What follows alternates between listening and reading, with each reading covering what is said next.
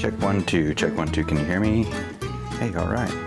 Hi, my name's Cody and you're watching Lunch Ride. While I'm setting up for another video, I thought that I'd talk to you about my most popular video on the channel is the Victory on the Manual Machine video. And because of that, I get a lot of questions about how my progress is coming and if the manual machine helped. I've been putting off making this video for a while because I really wanted to show you how awesome my manuals were. I wanted to show you some Jeff Kindleweed style manuals where I'm rolling down the trail, weaving through the trees on my back tire, being super steez and chugging a yoo-hoo.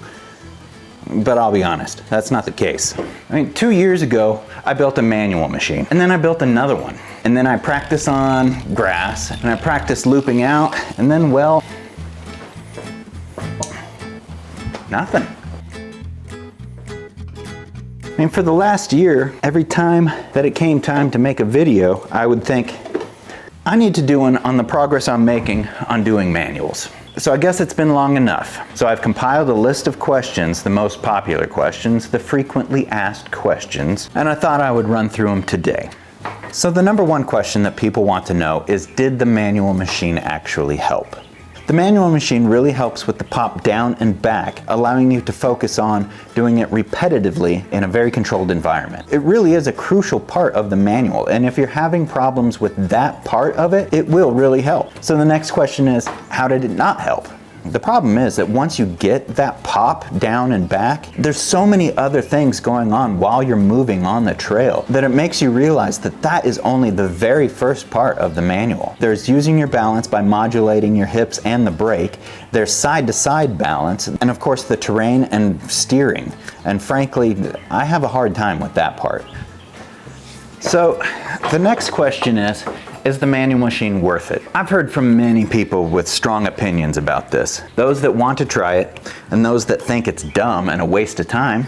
So here's my honest answer. It's not the complete answer to learning the manuals. You really do have to get out there on the trail and practice while rolling around. But it also is fun. And if you want to try it, if you think it will help, do it. F what all the know-it-alls think.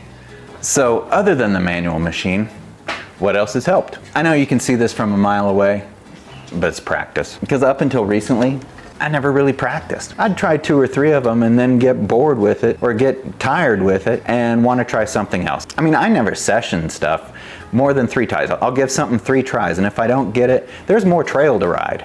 I want to go do something else. And I'm kind of like that with the manuals too. So I never really sat down to do a manual practice session. So the next question is, did the looping out practice help? No, maybe, I don't know. It helped a little bit, but I'll tell you, when you're doing a manual down the trail, you're going pretty fast. A lot faster than I was going when I was trying to loop out. You have no time to get your legs underneath you. So the next question is, have I looped out? Yeah. It taught me that looping out and landing on your butt isn't the end of the world. So how do you practice? How do I practice? Well, up until self-quarantine, like I said before, the only time that I would really practice is 1 or 2, around the parking lot and then go ride. But now, because of self-quarantine, I just get on my bike and ride around the neighborhood, go to a park down the street, it has a nice little hill to it, and there I would actually try to do a 15-minute, 20-minute session with the manuals. And I really have seen a progression there. There hasn't been a moment where it's been like, aha, I got it, I can do them now forever.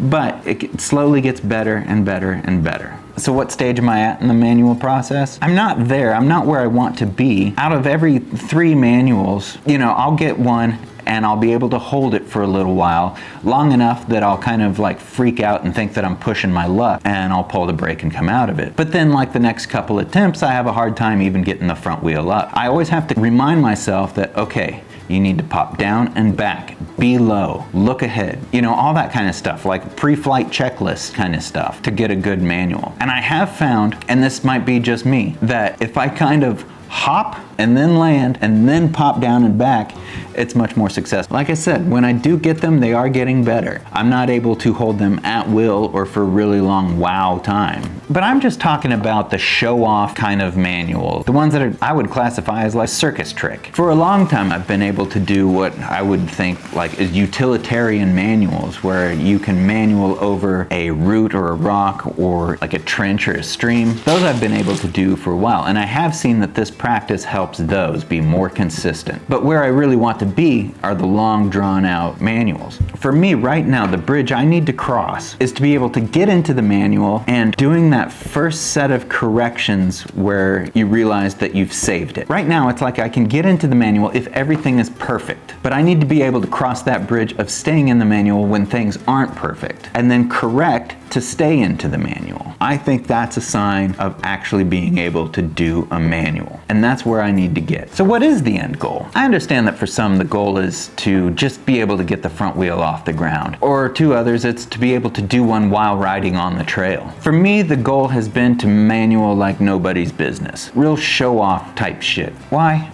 I don't know. Anyway, I'm gonna start building this really cool project for next week. My name's Cody, and you're watching Lunch Ride. If you liked the video, if you thought it was helpful, hit like, subscribe, share with your friends. Until next time.